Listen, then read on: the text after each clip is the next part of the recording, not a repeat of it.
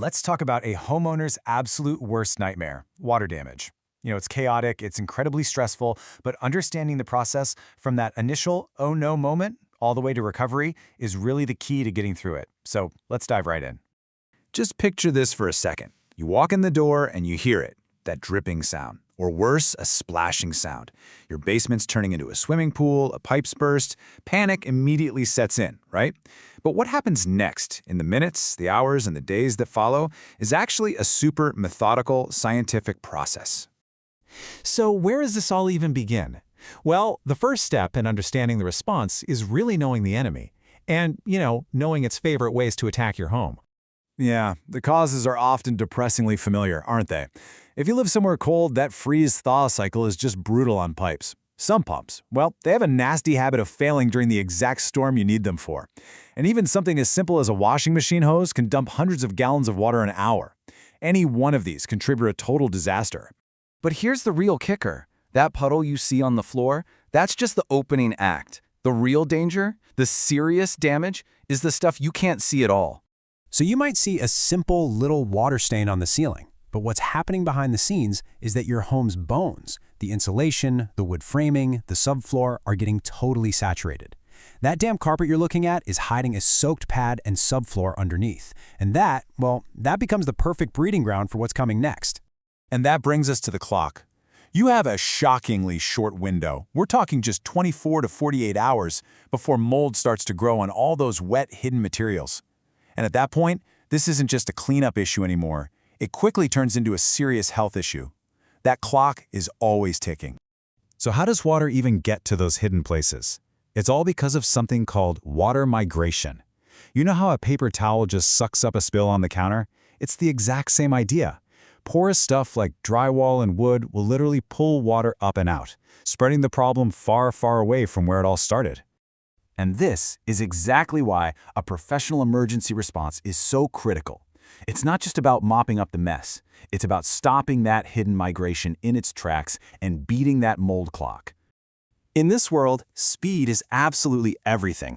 The goal for a top-notch restoration company is to be on your property, tools in hand, and ready to work inside of 1 hour from your call.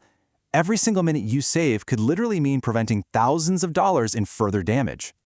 Now, when the pros show up, they don't just start throwing towels around. They break out the high-tech gear.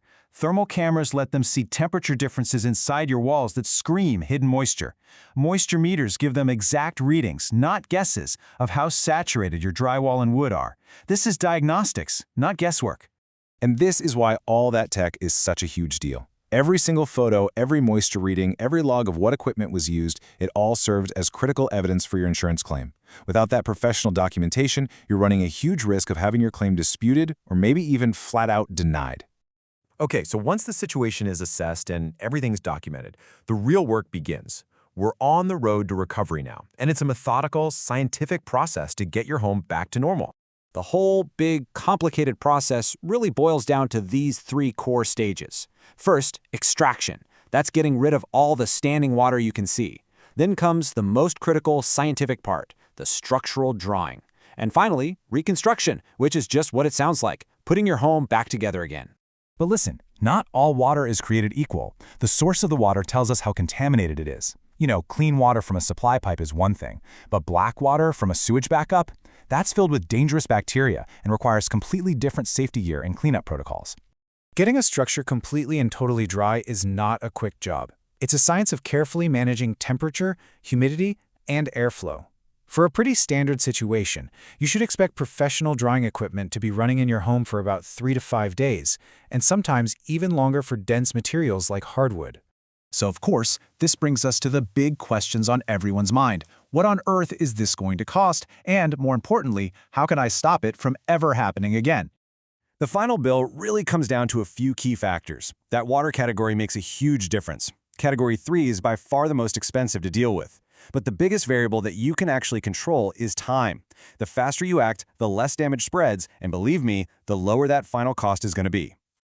You might be tempted, to handle a small leak yourself with a shop vac and a couple of fans, but this quote is a really powerful warning.